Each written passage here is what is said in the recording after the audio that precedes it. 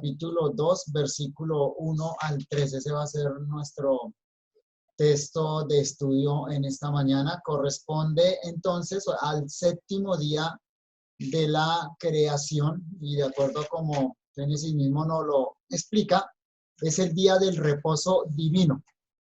La creación o el acto creador como tal fue hasta el sexto día. El séptimo día fue el día del reposo de Jehová. Vamos a leer entonces el texto, vamos a verlo acá en las diapositivas. Génesis capítulo 2, versículo 1 al 3. Recuerden que estamos usando nuestra propia traducción del Génesis. Si usted tiene varias versiones, puede estar mirando en otras versiones la traducción, pero entonces seguimos la traducción del texto que nosotros hicimos. También les recuerdo que pueden ir colocando sus preguntas en el chat. Las preguntas las vamos a responder al final para que pueda quedar fluida la clase, pero es bueno que en la medida que usted vaya considerando algunas preguntas, las vaya colocando en el chat para que no se le vayan a olvidar después. Bueno, entonces dice Génesis 2, 1 al 3. Así fueron acabados los cielos y la tierra y todo su ejército. Acabó pues Dios en el día séptimo toda su obra que hizo y reposó en el día séptimo de toda su obra que hizo. Entonces bendijo Dios el día séptimo y lo santificó porque en él reposó de toda su obra que creó Dios por medio de su hacer. Ahora, lo primero que yo quiero decir es que si bien en nuestra Biblia aquí encontramos una división de capítulo, ya entramos al capítulo 2, evidentemente no hay una ruptura de narración. Esa división de capítulo no es adecuada, en realidad no es adecuada acá. Hay que preservarla simplemente porque ya es un estándar para referencia bíblica, pero el relato que comenzó en Génesis capítulo 1, versículo 1, va a avanzar hasta el capítulo 2, versículo 3. Eso es muy claro porque Moisés no ha abandonado el patrón semanal. El patrón semanal consta de 7 días y en ese patrón semanal hay una unidad compacta, tal y como el mismo Moisés lo va a expresar en el cuarto mandamiento. El cuarto mandamiento recogiendo esta narración de Génesis capítulo 1 va a decir que Dios creó todas las cosas en 6 días y el séptimo reposó, constituyendo así la semana humana y creando un patrón para el ser humano, un patrón que consta de 6 días de trabajo y un día de reposo, o 6 días en los que trabajas para ti y un día en el cual te dedicas a la adoración de Dios. Entonces, evidentemente, no tiene por qué haber una ruptura acá, no tiene por qué haber una separación acá. Por lo tanto, no es adecuada esa división acá en el capítulo, para el capítulo 2. Y en segundo lugar, porque sí a partir del versículo 4 del capítulo 2, notamos un cambio de enfoque. Sigue la misma narración, pero hay un cambio de enfoque y por lo tanto ahí sí es adecuada una división.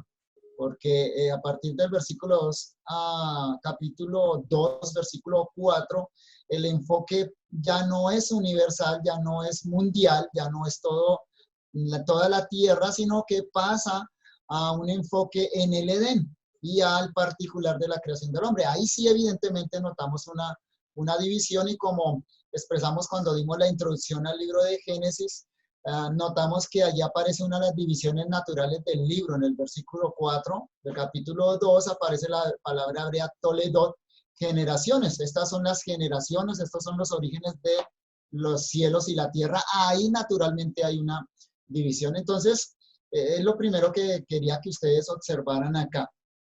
Por lo tanto, en nuestro estudio avanzamos hasta el 2.3. Es una unidad completa desde el capítulo 1, versículo 1. Bueno, si notamos estos versículos, capítulo 2, versículo 1 al 3, en panorámica, vamos a notar dos énfasis que tienen estos versículos. Hay dos asuntos que el autor pone en relevancia.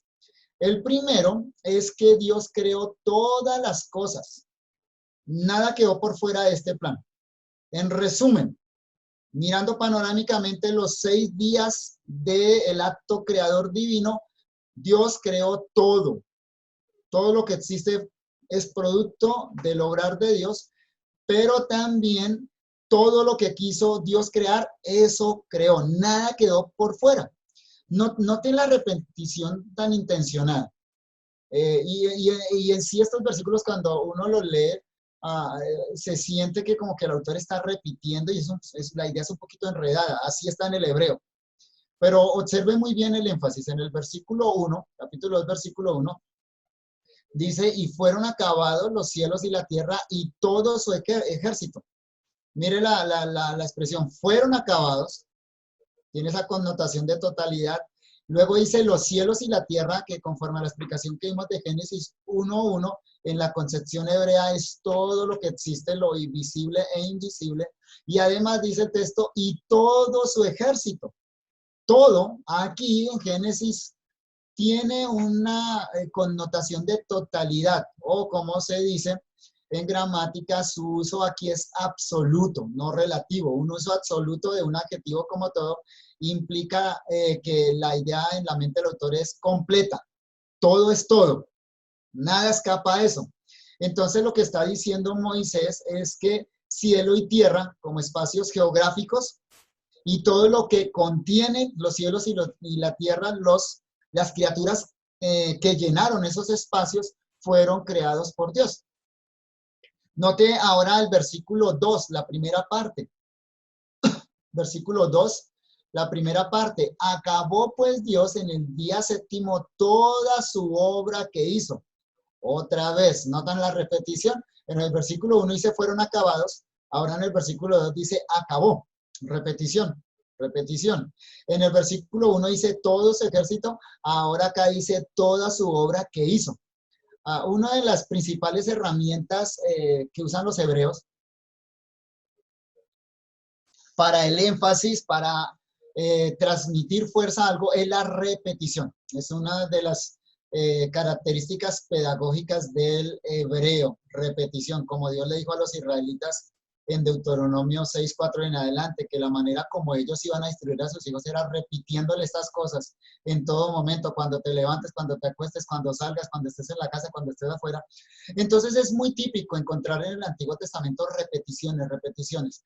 Eso es vuelvo y repito, es un mecanismo pedagógico de la cultura hebrea, muy útil, muy útil. Y además es una forma en que ellos señalan énfasis, como el subrayado que utilizamos hoy en día, el resaltado que utilizamos hoy en día. Por ejemplo, en la diapositiva que ustedes están viendo, yo resalté ahí en color amarillo las palabras que se repiten. Eso es lo que está haciendo Moisés acá, resaltando, resaltando. Y entonces, cuando percibimos esas repeticiones en el texto hebreo, lo que debemos percatarnos nosotros es que ahí hay un énfasis. El autor está resaltando algo. Otra vez entonces repite, acabó, y otra vez aparece el todo. Además, entonces, en este versículo 2, Moisés dice que fue la obra que Dios hizo. Enfatizando, noten, fue Dios el que hizo esto. Fue Dios, no fue producto de la casualidad, de la evolución. No, fue una obra directa de Dios. La segunda parte del versículo 2. Dice, y reposó en el día séptimo de toda su obra que hizo. Otra vez, ¿notan la repetición? Ya se vuelve como monótono, ¿no? Otra vez la palabra toda, otra vez la palabra hizo, básicamente la repetición de la primera parte del versículo. Aquí en cierta medida tenemos una estructura poética paralela, el paralelismo poético hebreo. Dice lo mismo de dos maneras, en dos líneas diferentes. Y aquí lo que encontramos es ese tipo de paralelismo que se le llama sinónimo, sinonímico, donde en la primera línea el autor afirma algo, en la segunda vuelve y dice lo mismo, repitiendo otra vez para crear un énfasis. Y además observen el versículo 3, la segunda parte.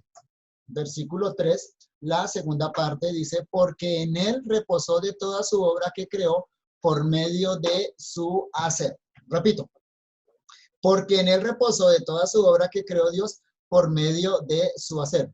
¿Escucharon bien y leyeron bien? Suena un poco enredado. Y es que el hebreo mismo está muy enredado acá, es difícil. La traducción de esta cláusula es complicada, es muy difícil. Literalmente el texto hebreo dice, porque en él reposó de toda su obra que había hecho Dios para hacer. Eso es lo que dice literalmente el hebreo. La Septuaginta lo traduce de la siguiente manera, porque en él reposó de todas sus obras las que comenzó Dios a hacer. Y la Vulgata lo traduce, porque en él cesó de toda su obra que creó Dios e hizo. Entonces, aunque es difícil de traducir, noten que yo tuve que colocar ahí en cursiva la expresión por medio, o sea, en cursiva, recuerde, quiere decir que no está en el hebreo, pero que la colocamos en la traducción para transmitir el sentido completo. Ah, eso implica la dificultad de traducción, pero aunque es difícil, la traducción, la idea queda clara. Otra vez, hay un énfasis. El énfasis del autor, ¿cuál es? Otra vez, todo fue creado por Dios. Nada quedó por fuera de lo que Dios quiso crear. Fue Dios el que creó, fue la obra de Dios, ¿sí? Y en este versículo es interesante porque entonces, juntándolo con los anteriores, encontramos 4 veces la palabra todo, en hebreo kol.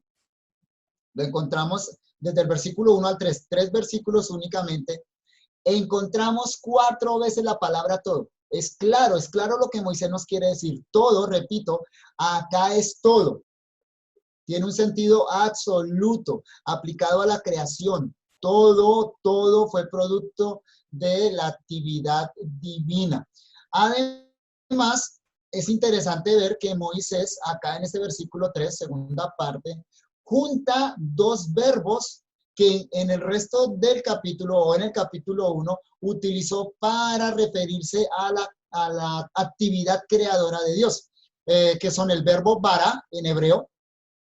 Por ejemplo, aparece en Génesis 1:1, Bereshit bara Elohim, en el principio creó Dios los cielos y la tierra, y el verbo asá, que aparece repetidas veces en todo el capítulo 1. E hizo Dios, es el verbo hebreo asá.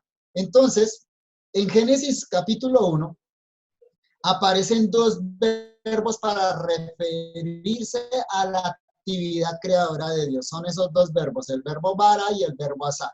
Bara generalmente se traduce creo, asá generalmente se tradujo hacer o hizo, ¿sí? Y acá en este versículo se juntan los 2 verbos, como recogiendo en una sola oración toda la narración anterior. Y el texto otra vez, este versículo 3, dice que fue toda su obra. Toda su obra. Note entonces el posesivo su, o sea, la obra de Dios.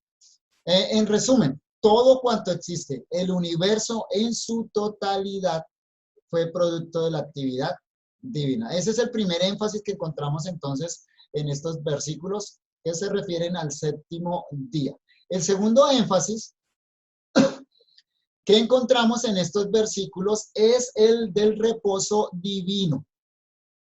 Primer énfasis, todo fue producto de la actividad creadora de Dios. Segundo énfasis que encontramos acá es del reposo divino. El reposo divino aparece señalado en el versículo 2 y en el versículo 3. Obsérvenlo otra vez. Los leo, los tienen ahí en la diapositiva. Acabó pues, versículo 2, acabó pues Dios en el día 7º toda su obra que hizo y reposó en el día 7º de toda su obra que hizo. Ahora, versículo 3, entonces bendijo Dios el día 7º y lo santificó porque en él reposó de toda su obra que creó. Notan el énfasis, 2 veces repite Moisés acá que Dios reposó. Y en los 2 versículos Moisés enfatiza que ese reposo divino se da porque Dios completó la obra. Todo lo que quería crear, eso hizo Dios. Completa su tarea, completa su obra y entonces, dice Moisés, Dios reposó de su obra. Es obvio que Moisés quiere decir que Dios cesó, paró, o sea, dejó de crear. Ese es lo que Moisés quiere decir acá. Y no que por causa del cansancio tuvo que reposar. Otros textos del Antiguo Testamento claramente hablan que Dios no es hombre para que se canse, que Dios no se fatiga, no se cansa el que guarda a Israel. Dios no es como nosotros que se cansa. No es que Dios, después de 6 días de actividad, tuvo que entrar en reposo porque estaba cansado. No, el punto que Moisés quiere señalar acá es que Dios dejó de hacer eso, paró de hacer eso. ¿Y por qué? Porque lo completó. Dios nunca deja una obra a medias, siempre completa las obras. Como Pablo va a decir incluso de la obra de redención en Filipenses 1:6. Esa obra que Dios comenzó en nosotros la perfeccionará hasta el día de Jesucristo. Así son todas las obras de Dios. Dios no deja nada incompleto. Eso es lo que sucede acá en Génesis capítulo 1. Y el verbo hebreo que se utiliza ahí para el reposo divino es el verbo Shabbat. El verbo Shabbat. Y quizá una mejor traducción para Shabbat es cesó, mejor que reposó. ¿Sí? Eso nos traería una mejor idea de lo que Moisés está diciendo, porque reposar para nosotros tiene cierta connotación de cansancio, de volver a recoger fuerzas. ¿Sí? No es la idea de Moisés, insisto, la idea de Moisés es más bien de parar, de cesar. Por eso quizá es mejor traducir el verbo hebreo Shabbat como cesó. En palabras de Jesús, Juan capítulo 5, versículo 17, ahí lo tienen en la diapositiva. En palabras de Jesús, mi Padre hasta ahora trabaja y yo trabajo. ¿Nota lo que dice Jesús?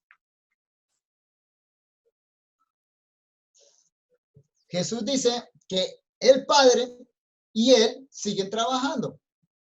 Es decir, el reposo divino que nos señala Génesis en el séptimo día de la creación no significó que Dios entró en un eterno y divino ocio. O sea, que creó todas las cosas y desde entonces Dios está reposando, descansando. No es lo que significa, repito. Lo que significa es que Dios cesó de crear.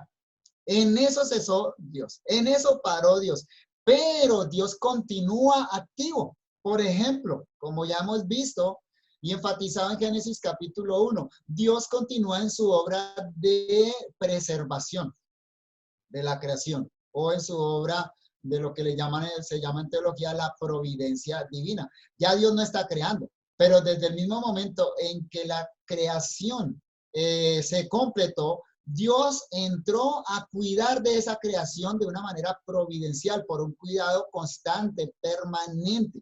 ¿Sí?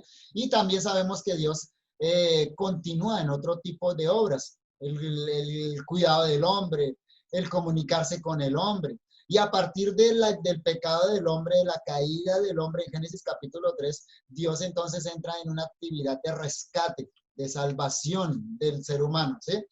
Entonces, repito, el segundo énfasis de Moisés no es que Dios dejó de hacer cosas, no es que Dios entonces se jubiló, no, es que Dios paró su obra de creación. En otras palabras, Dios no entró en un eterno no hacer nada, porque Dios sigue y seguirá activo en medio de su creación. De hecho, Dios no va a reposar hasta que su propósito redentor se cumpla cabalmente. Dios le coloca aquí una meta al hombre, como vimos en el sexto día de la creación, y Dios no va a reposar hasta que no se complete esa meta para el ser humano y para toda su creación. Entonces, como afirmamos anteriormente, Dios es creador y provisor. Dios crea, pero también preserva. Por lo tanto, lo que Moisés afirma es que Dios completó la obra de creación sin que nada faltara, de manera que Dios ya dejó de hacer aquello. A eso se refiere el reposo divino. Pero más aún, hermanos, y más importante, porque esto tiene una connotación aún para nosotros en nuestros días. De acuerdo con el resto de la escritura, con ese reposo, Dios está proveyendo un doble ejemplo para el hombre recién creado. Repito, con este reposo, Dios está proveyendo un doble ejemplo para el hombre recién creado. Y vamos entonces a leer varios textos de las Sagradas Escrituras. No están en las diapositivas. Yo les ruego, hermanos, que si ustedes tienen ahí a su mano una Biblia, los ubiquen y lo lean. Yo lo voy a leer para ustedes, pero es importante que ustedes puedan estar ahí con la escritura, notando lo que vamos a leer, Y entonces las conclusiones que vamos a sacar de esto. Todos los textos que vamos a leer a continuación están haciendo una referencia a este séptimo día de la creación, pero lo están aplicando a su propio contexto y por lo tanto tiene una aplicación para nosotros. El primer texto, por supuesto, es Éxodo capítulo 20, versículos 8 al 11. Éxodo capítulo 20, versículos 8 al 11.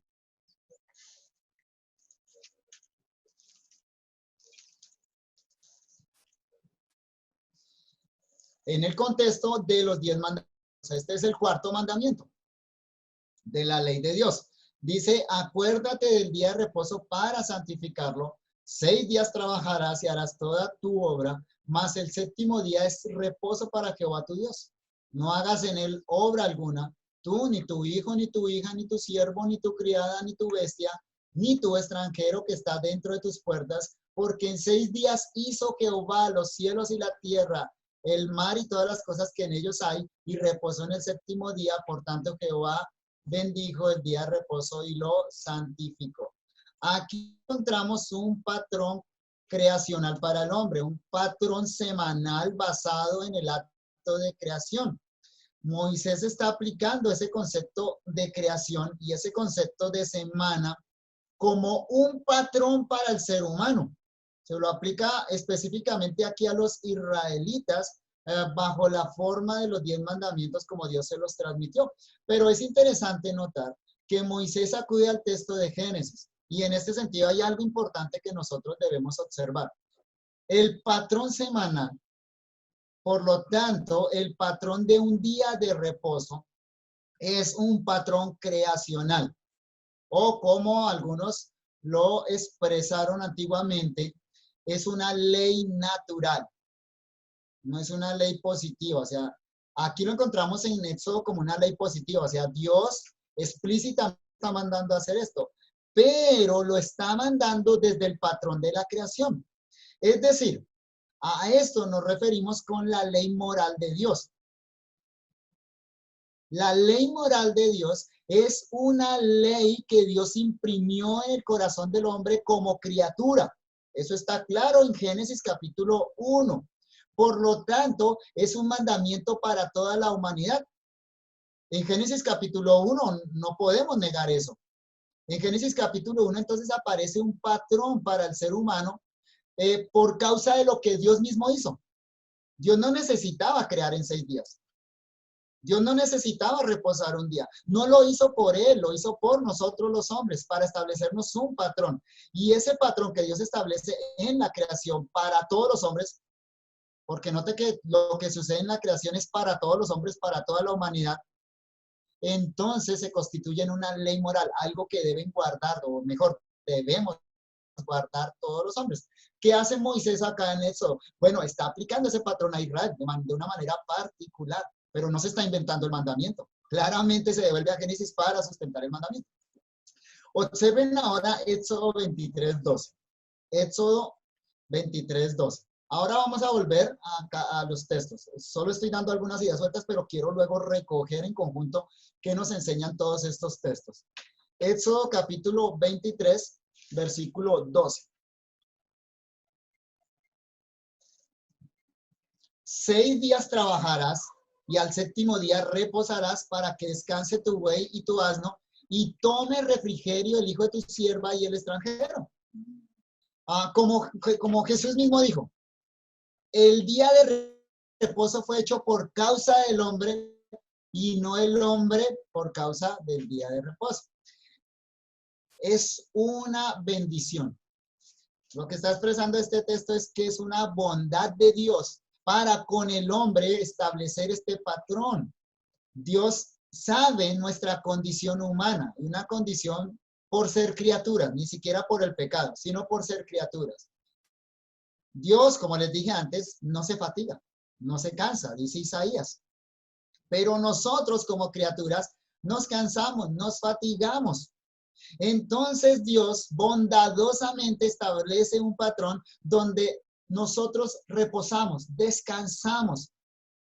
Incluso ese reposo alcanza al buey, al asno, a la tierra misma, porque ese patrón sabático Dios lo aplica también a la tierra en los años sabáticos.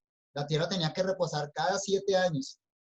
Entonces, noten esa connotación. Nosotros como criatura, no solo los hombres, los animales, pero también la creación vegetal, natural, necesita reposos porque somos criaturas. Y Dios, de una manera misericordiosa establece un patrón para nosotros. Vuelvo y repito, Jesús eso fue lo que dijo. El día de reposo fue creado por causa de nosotros. Por lo tanto, cualquier entendimiento del día de reposo que se convierta en una carga para el hombre es un mal entendimiento. El día de reposo significa un patrón de descanso para el ser humano. Y cuando Jesús dijo eso, lo dijo criticando a los fariseos que habían llenado el día de reposo con cargas que ni ellos podían llevar con un solo dedo. Entonces Jesús lo que hizo en ese momento fue quitar cualquier carga humana sobre el día de reposo. No podemos aceptar ningún concepto del día de reposo que implique cargas que Dios no quiso que su pueblo llevara. Leyes humanas que en lugar de traer reposo, traen fatiga y cansancio. Observen ahora Éxodo capítulo 31, versículos 12 al 17. Éxodo 31, 12 al 17. Estos otros textos de Éxodo lo que están haciendo es ampliar lo que dice el cuarto mandamiento en Éxodo 20. Éxodo 31, 12 al 17 dice, habló además Jehová a Moisés diciendo, tú hablarás a los hijos de Israel diciendo, en verdad vosotros guardaréis mis días de reposo porque es señal entre mí y vosotros por vuestras generaciones, para que sepáis que yo soy Jehová que os santifico. Así que guardaréis el día de reposo porque santo es a vosotros. El que lo profanare de cierto morirá, porque cualquiera que hiciera obra alguna en él, aquella persona será cortada en medio de su pueblo. 6 días se trabajará, mas el séptimo día es día de reposo consagrado a Jehová. Cualquiera que trabaje en el día de reposo ciertamente morirá. Guardarán pues el día de reposo los hijos de Israel celebrándolo por sus generaciones, por pacto perpetuo, señales para siempre entre mí y los hijos de Israel, porque en 6 días hizo Jehová Jehová los cielos y la tierra, y en el séptimo día cesó y reposó. Noten este texto, qué interesante este texto, ¿no? Otra vez asocia el día de reposo al patrón creativo. Está trayendo el patrón creativo y lo aplica. Estos textos de Éxodo claramente están asociando el día de reposo a la creación, al patrón que Dios estableció en la creación. Además, noten en este texto que Dios dice que el día de reposo se constituye en una señal del pacto de él con Israel. ¿Sí? Y en tercer lugar, note entonces que Dios le coloca ciertas cláusulas, ciertas amenazas que corresponden a el contexto de Israel. ¿Sí? Y esto es importante, hermanos, porque entonces, de nuevo, encontramos otra vez el patrón creativo. Pero además notamos que en el antiguo pacto, porque acá estamos en el antiguo pacto, el pacto que Dios estableció con Israel a través de Moisés, en el antiguo pacto Dios rodeó el mandamiento, el cuarto mandamiento, lo rodeó con ciertas leyes específicas. Noten que eso es muy claro, ¿sí? Por ejemplo, acá dice que el que viole el día de reposo debe morir. Y esto es importante para un entendimiento de la ley moral, ¿sí? Y cómo entonces se aplica el día de reposo en un contexto cristiano. Porque al ser una ley moral, esa ley sigue vigente para nosotros. Vuelvo y repito, la ley moral es natural, aparece en la creación, ¿sí? Pero aquí encontramos un patrón específico que adquiere esa ley moral en el antiguo pacto. Y esas cosas, características del antiguo pacto, no la podemos traer al nuevo pacto, porque es la forma específica en la que la ley fue expresada en el antiguo pacto. Eso es evidente porque el último día, sino el primer día. Hubo un cambio, no en el mandamiento en sí, 6 días trabajas, 1 descansa, sino en la forma del mandamiento. Y hoy algunos están cometiendo un error grave al aplicar el día de reposo dentro del contexto cristiano. ¿Cuál es el error grave? Es traer la normatividad judía, la forma que adquirió ese mandamiento bajo el antiguo pacto e imponerlo a los cristianos, e imponerlos a la iglesia. Y a eso yo me refería anteriormente cuando hablaba de cargas que hoy se colocan sobre el día de reposo, se le imponen a los cristianos, cosas que eran particulares para Israel, para Israel. Entonces, por ejemplo, si alguien hoy viola el día de reposo, entonces deberíamos aplicar muerte. La respuesta es no, porque es que eso es una forma específica. ¿Sí? Dios le dijo a Israel, no enciendan fuego. Eso lo podemos aplicar en nuestros días. Evidentemente eso era algo particular para los israelitas y algunos están tratando de aplicar los conceptos del día de reposo trayendo las especificaciones del antiguo pacto y eso es un error bien grave en la aplicación de la ley moral. Deuteronomio capítulo 5, versículos 12 al 15. Deuteronomio 5, 12 al 15.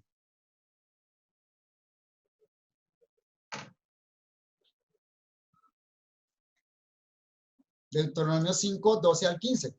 Aquí en Deuteronomio vamos a notar un cambio de perspectiva. Sigue siendo el mismo mandamiento, pero hay un cambio de perspectiva. Dice el texto, guardarás el día de reposo para santificarlo como Jehová tu Dios te manda. 6 días trabajarás y harás toda tu obra, mas el séptimo día de reposo a Jehová tu Dios. Ninguna obra harás tú, ni tu hijo, ni tu hija, ni tu siervo, ni tu sierva, ni tu buey, ni tu asno, ni ningún animal tuyo, ni el extranjero que está dentro de tus puertas, para que descanse tu siervo y tu sierva como tú. Acuérdate, y note la connotación especial acá, diferente a Éxodo, acuérdate que fuiste siervo en tierra de Egipto y que Jehová tu Dios te sacó de allá, con mano fuerte y brazo extendido, por lo cual Jehová tu Dios te ha mandado que guardes el día de reposo. Deuteronomio asocia el reposo ahora es al acto redentivo, no al acto creativo. En Éxodo el reposo está asociado al acto creativo de Dios. Lo asocia es al patrón de Génesis capítulo 1, cómo Dios creó todas las cosas en 6 días y en el séptimo descansó. Aquí en Deuteronomio asocia el descanso al acto salvador de Dios. Lo asocia al hecho de que Dios rescató a Israel de Egipto. Entonces acá en Deuteronomio ya aparece un patrón redentivo, no un patrón creativo. En otras palabras, aquí en Deuteronomio Moisés no está tomando como precedente el texto de Génesis 1. Está tomando como precedente el relato de Éxodo, de cómo Dios rescata a Israel y lo saca de Egipto. Y entonces le dice, debes descansar porque descansando te vas a acordar, vas a celebrar la redención que Dios obró. Por lo tanto, entonces el día de reposo tiene una connotación redentiva. Y hay un texto del Nuevo Testamento que amplía esta idea fascinante, de una manera fascinante. Es Hebreos capítulo 4. Vayamos allá. Hebreos capítulo 4, versículos 4 al 11.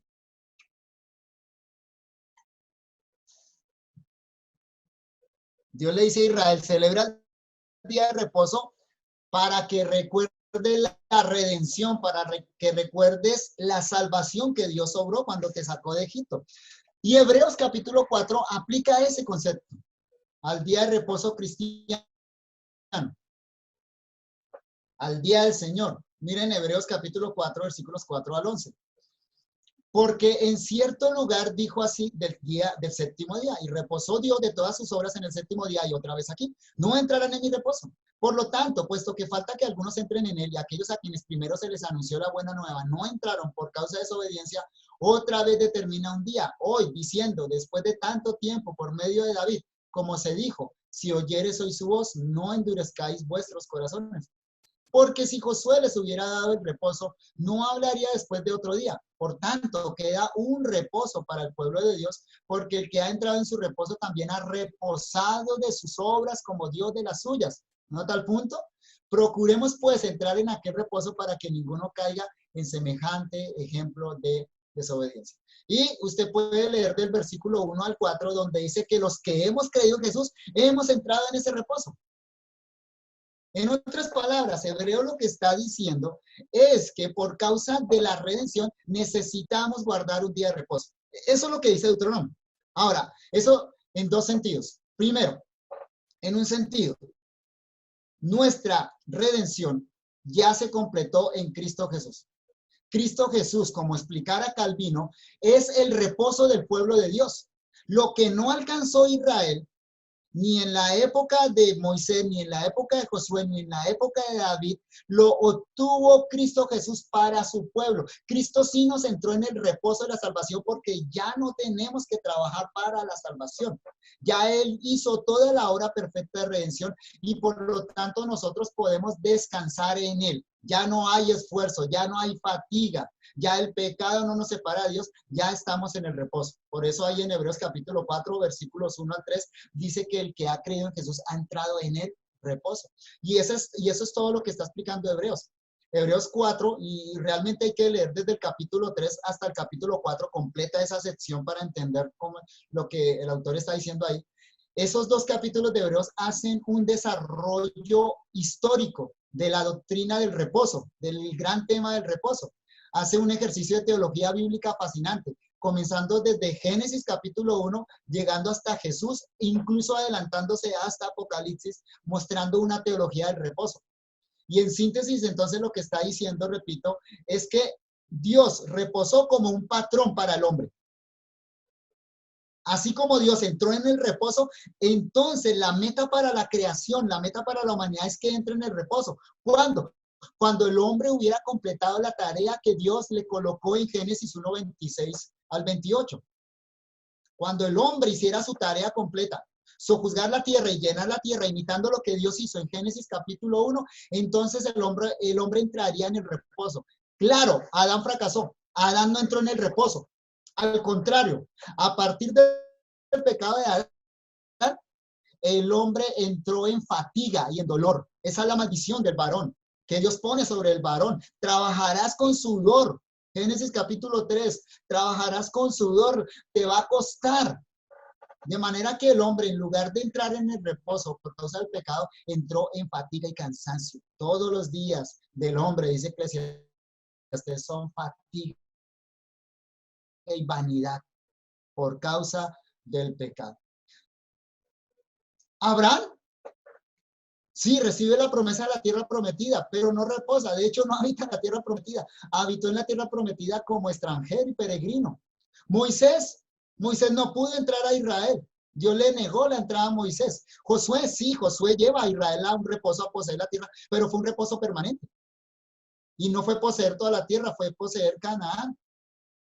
David, el rey David conquistó todos sus enemigos, la tierra reposó de las guerras, fue una anticipación tipológica de lo que iba a ser el Mesías, pero otra vez, ¿cuánto duró eso? Ya con su hijo Salomón, el reino se divide y finalmente Israel es desterrado. Jesús sí vino y obtuvo el reposo para el pueblo de Dios. Eso tiene una connotación redentiva, otra vez, ¿sí? Pero en segundo lugar, Hebreo nos está diciendo algo. Como nuestra redención ya ha sido obtenida, pero aún no ha sido consumada, ya tenemos la redención, ya es nuestra, tenemos la garantía de esa redención, pero aún no hemos entrado en la tierra redimida, en los cielos nuevos y en la tierra nueva. Aún estamos en una condición de pecado, todavía no hemos sido transformados, todavía no, aún no hemos sido transformados a la imagen de Jesucristo, no hemos sido glorificados, aún la tierra gime por causa del pecado. Entonces, aunque ya se ha obtenido la salvación, aunque ya disfrutamos de la salvación, todavía estamos esperando la consumación de nuestra redención cuando Cristo venga por segunda vez. Entonces, de acuerdo a eso, el autor de Hebreos dice, por tanto, queda un reposo para el pueblo de Dios. La palabra reposo ahí significa literalmente, es una palabra que solo aparece acá en todo el texto griego, significa un guardar el día de reposo. En otras palabras, como cristianos todavía debemos guardar un día de reposo porque en ese día de reposo celebramos la salvación, pero anticipamos la consumación. ¿Cuándo dejaremos de celebrar el día de reposo? Cuando la sombra sea reemplazada por la realidad. O sea, el día de reposo es sombra. Es tipo del gran reposo que tendremos en la presencia de Dios.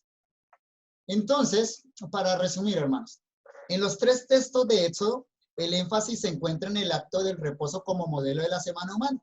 6 días trabajas y 1 descansas. Déjenme hacer una observación. Es interesante que Éxodo 20, que reconoce el patrón semanal, 6 días trabajas, 1 descansas, se basa en Génesis capítulo 1. Y recuerden que es el mismo autor. El mismo que escribió Génesis 1 es el mismo que escribe Éxodo 20. Y los mismos lectores originales de Génesis 1 son los mismos originales de Éxodo, son los mismos lectores originales de Éxodo 20. De manera que esto nos corrobora, nos afirma que estamos en lo correcto cuando estamos interpretando los días de Génesis 1 como días literales de 24 horas y como una semana de 7 días. Pero el punto que estamos hablando es este. Es importante notar que la misma forma que el reposo divino no es inactividad, el reposo humano en el séptimo día no es un hacer nada, no es ocio. El séptimo día no es para el ocio, sino que es un cambio de actividad. Los textos explican que en ese día se reposa de las actividades ordinarias de trabajar para nosotros y entramos en un reposo que implica obrar para Dios. Esa es la esencia del día de reposo. El verbo kadash, utilizado en este pasaje de Génesis, que se traduce como santificar, santificó Dios el día séptimo, ese verbo tiene una connotación con relación al día de reposo y la connotación es de tratarlo de manera diferente, de manera especial. La palabra kadash en hebreo, santificar, tiene un significado primario de tratar de manera diferente, de separar. Por ejemplo, Dios santificó a los levitas para que fueran sus sacerdotes. ¿Qué significa eso? Que ellos tienen un trato especial, que ellos tienen una connotación especial, los separó del resto de Israel. Lo mismo, Dios separó el tabernáculo, el altar. ¿Para qué? Para que los israelitas solo allí ofrecieran sacrificios. Entonces, santificar allá significa tratar de manera especial, colocarlo aparte. Eso significa acá con respecto al día de reposo. Hay 7 días en la semana, 6 tienen un trato ordinario, 1 tiene un trato especial. Dios entonces, Dios mismo le dio un trato especial al hacer algo diferente ese día. En 6 días trabajó, en ese día Dios reposó. Lo santificó entonces significa que le dio un trato especial. Hizo algo diferente en ese día en comparación con los demás días. Y esa, hermanos, es la esencia del día de reposo. De manera que cuando nosotros descansamos en el día de reposo, estamos imitando a nuestro Creador al obrar de una manera diferente al resto de nuestros días. En Deuteronomio y en Hebreos, el reposo divino, como dijimos, está asociado al acto redentor, a la obra salvífica de Dios. Ahora bien, es importante que entendamos el acto redentor no simplemente en términos de liberación del pecado. Sí, redención tiene una connotación particular. Cuando hablamos de redención, usted escucha el término redimir, piensa en la salvación con relación al pecado, rescatarnos del pecado. Claro que sí, pero según Génesis capítulo 1, y eso es aclarado mucho más en Génesis capítulo 2, la redención también tiene que ver con el alcance, con conseguir, con completar el propósito divino con la creación del hombre. ¿Sí? Esa es la asociación entonces de las dos ideas redentivas. Una, como acto creador y segundo, como acto salvífico de Dios. Es decir, en Génesis capítulo 1, versículos 26 al 28, Dios coloca una meta para el hombre y esa meta tiene una connotación redentiva. Y está entonces afirmada en Génesis 2:3, en el reposo de Dios. ¿Cuál es la meta de Dios para el hombre? La meta de Dios con el hombre es que una vez el hombre haya fructificado, se haya multiplicado, haya llenado la tierra y la haya sojuzgado, el hombre iba a entrar en el reposo divino.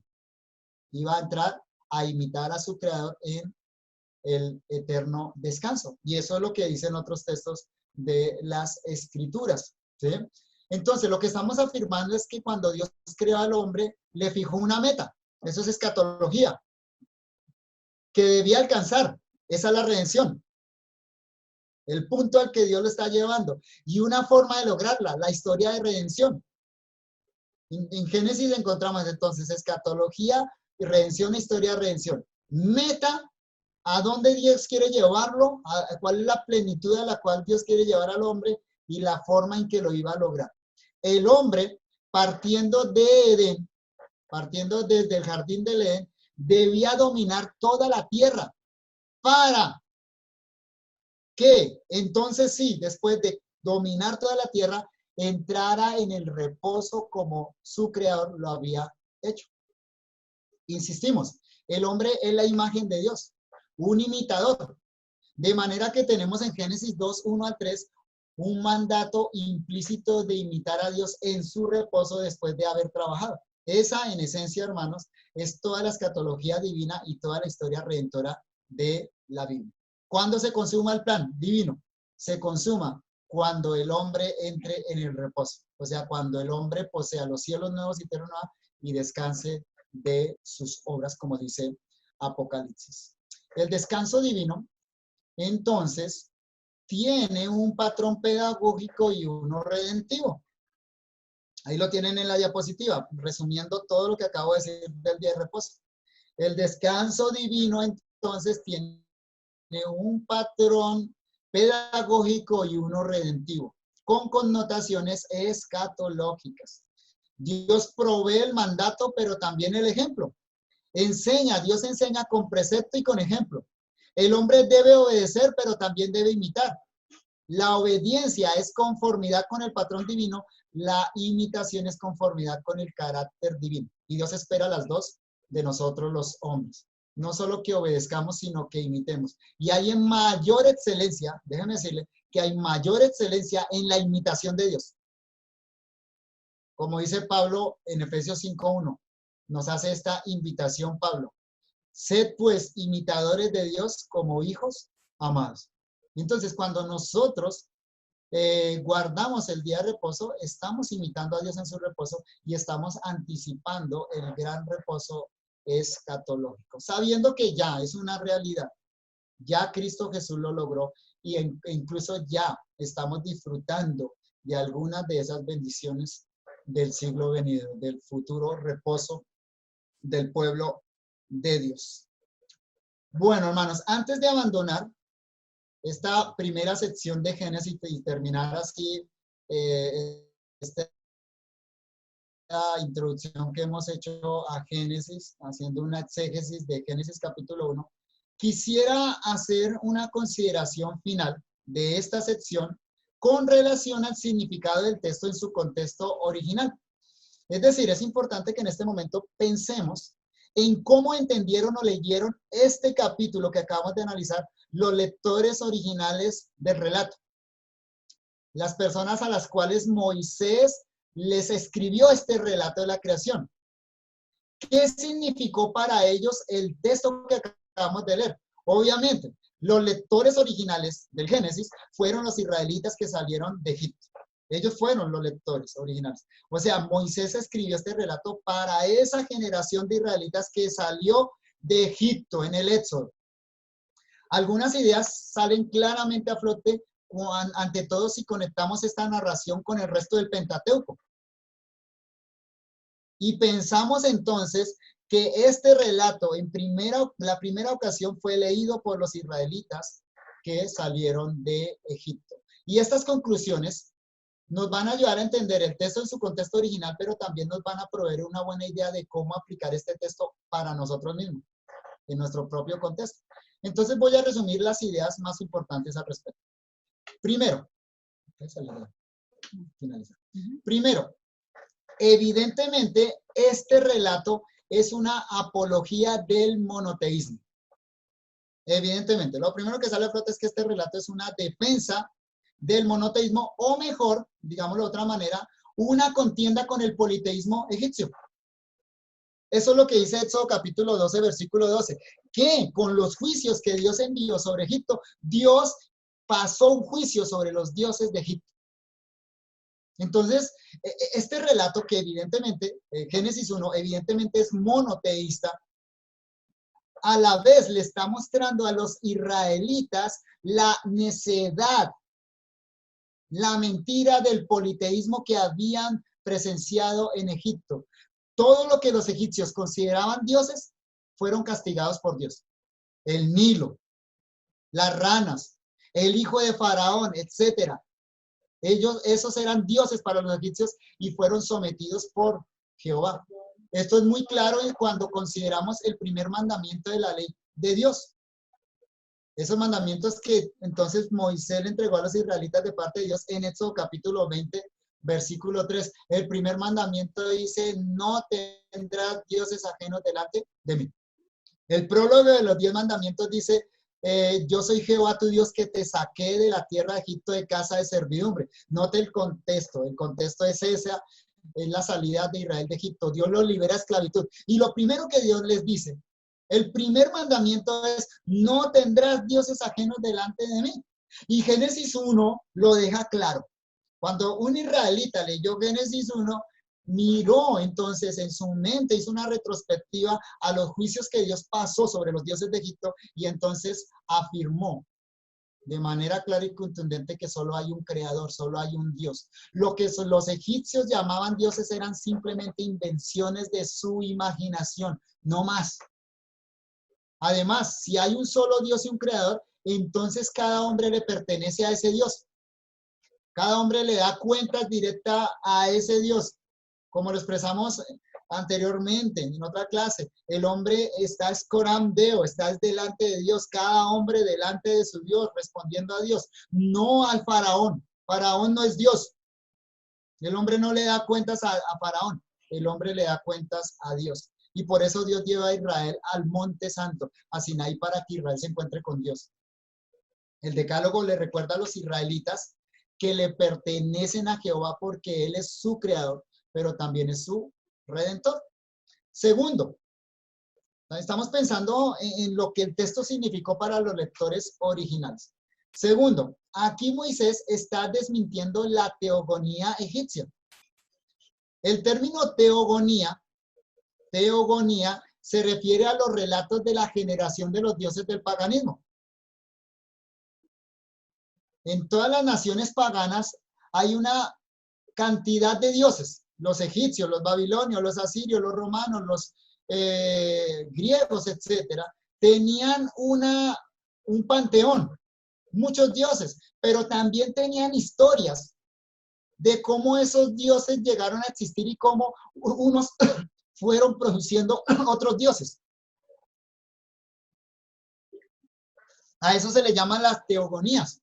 Obviamente los egipcios tenían esos relatos acerca de sus dioses. En nuestro texto, en Génesis capítulo 1, Moisés claramente muestra que tales relatos egipcios eran producto de la ficción. Los dioses no existen. Cualquier relato acerca de los dioses y de cómo se produjeron los dioses eran producto de la imaginación de los hombres. Solo hay un Dios vivo y verdadero y el resto es creación. Lo que los egipcios llamaban dioses, el sol, la luna, el Nilo, el cocodrilo, etcétera, son criaturas que vinieron a existencia por el poder de Dios.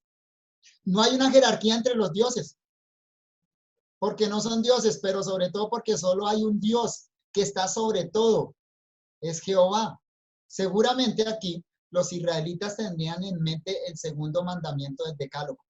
No te harás ninguna imagen, ninguna semejanza de lo que está arriba en el cielo, ni en la tierra, ni debajo de la tierra. Porque no son dioses. Tercero, ¿cómo leyeron este relato los israelitas que salieron del Éxodo? Por supuesto, el relato de Moisés va en contra de la cosmogonía y la cosmología egipcias. Estoy utilizando términos técnicos a propósito, ¿sí? No es para complicarles a ustedes la vida. Porque es que al utilizar estos términos técnicos también esto nos ayuda a nosotros como cristianos en el siglo XXI a responder a ciertas argumentaciones que se han hecho en contra del Génesis. Cosmogonía, la cosmogonía se refiere al relato mítico relativo a los orígenes del mundo. Eso dice el diccionario de la Real Academia de la Lengua Española. Repito, cosmogonía es el relato mítico relativo a los orígenes del mundo. Claro, cada cultura tiene un relato acerca de los orígenes del mundo, pero todos los relatos de esas culturas son relatos míticos. Aquí en Génesis no tenemos un relato mítico, tenemos el relato verídico de la creación. Según los egipcios, el mundo tuvo origen en los dioses. Tenían relatos parecidos a los de los babilonios, a los de los sumerios. Pero Moisés, por su parte, ofrece un relato sobrio, un relato conciso, un relato verídico de cómo se originó el universo. Lo segundo, cosmología. Yo dije, este relato de Moisés va en contra de la cosmogonía y cosmología egipcias. Entonces, primero, desmiente esos relatos de cómo se originó el mundo. Pero segundo, la cosmología. La cosmología se refiere al conocimiento filosófico de las leyes generales que rigen al mundo. Repito, ¿la cosmología qué es? El conocimiento filosófico de las leyes generales que rigen el mundo físico. ¿Cómo pensaban los egipcios que se regía el mundo? Bueno, ellos, como todos los antiguos, pensaban que el mundo se regía por los dioses. Y para que el mundo funcionara, había que hacerle sacrificios a los dioses. Si querían cosechas, si querían que el Nilo desbordara para que entonces sus cosechas fueran regadas de agua, entonces había que hacer ritos. Había que hacer sacrificios para que el dios Nilo quisiera bendecirlos. Lo mismo, si necesitaban el sol, entonces había un culto dedicado especialmente al dios Ra, al sol. Entonces, los egipcios creían, como todo el mundo antiguo, que las leyes que gobiernan este mundo estaban bajo los caprichos de los dioses. Y por eso entonces tenían cultos de adoración a los dioses, cultos que generalmente eran producto del miedo, del temor a los dioses. Moisés, por su parte, le ha dado a los lectores originales una idea clara de Dios como creador, pero también como preservador. Es decir, los israelitas que salieron de Egipto ahora pueden estar absolutamente convencidos que su Dios, Jehová, creó todas las cosas, pero además las preserva. Las doctrinas de la creación y de la providencia divina, qué importantes son para nosotros. El universo no está bajo el capricho de una multitud de dioses, que hay que apaciguar con ciertos ritos mágicos, como creían y hacían los egipcios. Un israelita en este punto seguramente recordaría el tercer mandamiento: no tomarás el nombre de Jehová tu Dios en vano, porque no dará por inocente Jehová el que tomare su nombre en vano. El Dios que nos presentó Moisés en Génesis capítulo 1 no es un Dios caprichoso, más bien es un Dios personal, inmensamente sabio y poderoso, que ha dejado claramente expuestas las leyes que rigen el universo, leyes que regulan no solo la creación y que están bajo la autoridad de Dios, sino que también regulan la relación de Dios con los hombres. Dios no es un Dios inmoral, es un Dios santo, justo y bueno, que demanda lo mismo de su pueblo y que por medio de leyes sabias, no caprichosas, quiere que su pueblo adquiera sabiduría. En cuarto lugar, ¿cómo leyeron los lectores originales de este texto? Cuando Moisés señala clara y firmemente que todo ser humano es hecho a imagen de Dios, combate la idea egipcia de que solo el faraón era hijo de los dioses. O como ellos decían, los egipcios decían así: faraón es Epífanes, es Dios manifestado en carne. El único que era hecho a imagen y semejanza de los dioses, según los egipcios, era faraón. ¿Qué dijo Moisés en Génesis capítulo 1, versículos 26 al 28? Mire, esto es revolucionario. O sea, nosotros no logramos entender. ¿Qué tan revolucionario fue esto cuando Moisés lo dijo allá por el siglo XIV antes de Jesucristo? Que todo hombre, no importa si es esclavo, no importa si es libre, no importa si es mujer, no importa si es varón, no importa si es niño, no importa si es anciano, no importa si es un rey o un esclavo, todo hombre es hecho a imagen y semejanza de Dios. ¿Y ustedes se imaginan qué tan revolucionario debió sonar a los israelitas eso? Cuando Moisés dice, hagamos al hombre, al género humano, a imagen y semejanza de Dios, unos israelitas que habían estado bajo esclavitud por 400 años aproximadamente. Un esclavo pierde su identidad, un esclavo pierde su dignidad humana. Y aquí está Moisés con este relato reivindicando la dignidad humana. En síntesis, Moisés les está recordando que todo ser humano está en igualdad de condiciones delante de Dios. Solo Dios está por encima de nosotros. El resto somos semejantes. Somos prójimo el uno del otro. Todo ser humano porta la imagen de su creador. Tal idea es desarrollada a profundidad en lo que ahora llamamos la segunda tabla de la ley. Los 10 mandamientos, los últimos 6 mandamientos. ¿Qué hacen los 6 mandamientos últimos? La segunda tabla de la ley. Lo que hace es regular las relaciones entre hombre y hombre, pero desde una perspectiva de igualdad. El amor al prójimo se basa en la perspectiva de la igualdad de toda la raza humana delante de Dios y la dignidad de cada ser humano que es hecho a imagen de Dios. El no matarás, el no robarás, el no adulterarás, el no dirás falso testimonio, el no codiciarás. Todos se basan en el hecho, primero, de la dignidad de cada ser humano, pero en la igualdad de condiciones. Esta afirmación de Moisés en Génesis 1:26 al 28 también establece la razón por la cual el segundo mandamiento prohíbe fabricar cualquier imagen de Dios. ¿Por qué no hay que fabricar ninguna imagen de Dios? Claro, sí, porque nada se asemeja a Dios, pero es que Dios ya colocó una imagen en la tierra. Ya hay un representante de Dios en la tierra, es el hombre. Por lo tanto, no hay que hacer imágenes. Ya Dios hizo una imagen suya en la tierra, es el ser humano. Para los israelitas que salieron de Egipto, debió quedar muy bien en claro que solo el hombre es la imagen de Dios en la creación. Por tanto, hacer una imagen de Dios de cualquier cosa creada no es solo afrentar la dignidad de Dios, sino también menospreciar la dignidad humana. Si el hombre es creado a imagen de Dios, entonces hacer un cocodrilo y decir, o un becerro y decir que eso es imagen de Dios, es sí, menospreciar a Dios, afrentar la dignidad de Dios, porque nada se parece a Dios. Pero segundo, es rebajar la dignidad humana. Es decir, entonces que un becerro representa mejor a Dios que el hombre. Quinto y último, hermanos. Terminamos con esto. Al trazar el modelo divino de la semana humana, 6 días trabajas, 1 descansas, Moisés enfatiza al Israel que vivió bajo el yugo de los egipcios varios siglos algunas verdades fundamentales que un esclavo olvida. Recordemos que estos israelitas que están leyendo este texto fueron esclavos y que estuvieron bajo una esclavitud severa en Egipto. En Éxodo 28 al 11, sí que cita Génesis 2, 1 al 4, Moisés les recuerda a los israelitas que el Shabbat tiene como base el reposo divino. Asocia el descanso semanal al acto creador de Dios y lo aplica diciendo que incluso los siervos deben descansar en ese día. No por nada el mandamiento ahí es específico en ese contexto, y hay que leerlo en ese contexto histórico en el que fue escrito. Ese mandamiento dice, por lo tanto, tu esclavo, tu esclava también tiene que descansar. Tu buey, tu asno tiene que descansar.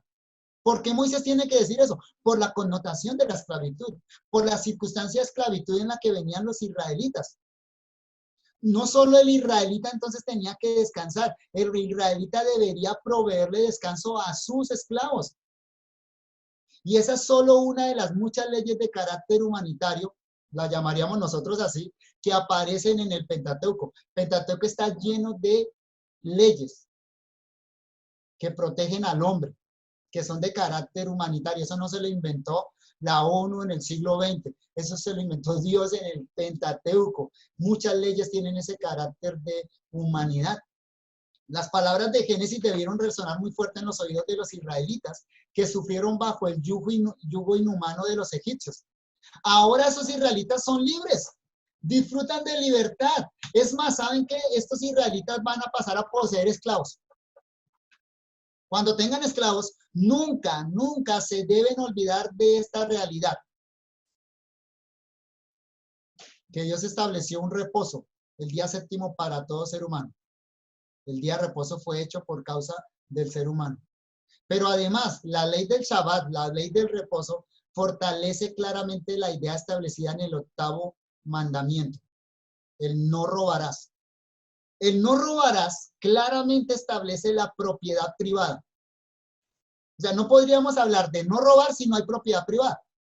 Si todo es propiedad común, entonces no hay robo. Algunos han llegado a pensar así en el siglo XXI, ¿no? Que tienen derecho a ir a quitarle al que tiene porque él no tiene y entonces todo es propiedad común. No, cuando Éxodo dice no robarás, está pensando en la propiedad privada. Ahora, ¿por qué hago mención de esto? Porque la propiedad privada era cosa del pasado en Egipto. Y qué triste y qué lamentable que tengamos que mencionar esto. ¿Sabe quién abolió la propiedad privada en Egipto? José. Lea usted el relato de Génesis 47, 20 al 26. José, con todo y ser un personaje maravilloso que brilla en los relatos del Génesis, por ser hombre también tiene pecados. Y desde mi perspectiva, uno de los pecados que José cometió fue que, aprovechando la hambruna, hizo que los egipcios no solo le vendieran, le entregaran sus ganados, sus cultivos a Faraón, sino que también le entregaron sus propias personas y su tierra. Y desde la época de José, entonces, ya no había propiedad privada en Egipto. Todo era de Faraón y la gente por eso tenía que pagarles impuestos al Faraón. ¿Qué está recordando Moisés acá? Moisés está recordando que hay propiedad privada. Y eso, insisto, eso para los israelitas debió sonar muy fuerte en sus mentes. Y es increíble ver cómo Dios, en las leyes del Pentateuco, reparte la tierra equitativamente. Y dice, esto va a ser para tal tribu, esto va a ser para tal tribu, esta va a ser para tal tribu. Sí pueden comerciar, pueden negociar, pero cada 49 años la tierra tiene que volver a sus propietarios originales. En definitiva, hermanos, es importante recordar que el propósito original de Génesis fue recuperar la identidad que los israelitas habían perdido en los 430 años que habitaron en Egipto. A través de sus escritos y particularmente de estos primeros capítulos de Génesis, Moisés está instruyendo a la generación que salió de Egipto en el Éxodo para que recuerde quiénes son a la luz de quién es Dios. Ese es el propósito original del Génesis. Y ciertamente este es un mensaje muy importante y pertinente para nosotros, hombres y mujeres del siglo XXI, que hemos perdido nuestra identidad. El hombre moderno quitó a Dios de en medio y al hacerlo perdió el rumbo de su existencia. Las preguntas existenciales fundamentales, ¿quién soy? ¿Por qué y para qué estoy aquí? ¿Hacia dónde voy? Solo pueden hallar una respuesta veraz y pertinente, que llene el alma y dé un sentido de trascendencia a la luz de Génesis capítulo 1. El hombre únicamente puede reconocer quién es si se considera Coram Deo, delante de Dios. La Tanaj, como conocen los judíos a su Antiguo Testamento hebreo, le llaman Tanaj al Antiguo Testamento hebreo, cierra aquí su lectura del tercer Shabbat. Aquí termina la lectura del tercer sábado del año. Y es un cierre muy apropiado para recordar por qué se reúnen cada Shabbat. Para la lectura de la palabra de Dios, para reposar como Dios reposó, pero en la esperanza de la consumación del plan divino. ¿Cuándo Dios va a llevar a la humanidad y a la creación al reposo? Ya lo sabemos nosotros, nos lo dijo Hebreos capítulo 4. Vamos a considerar entonces, hermanos, algunas preguntas que hay aquí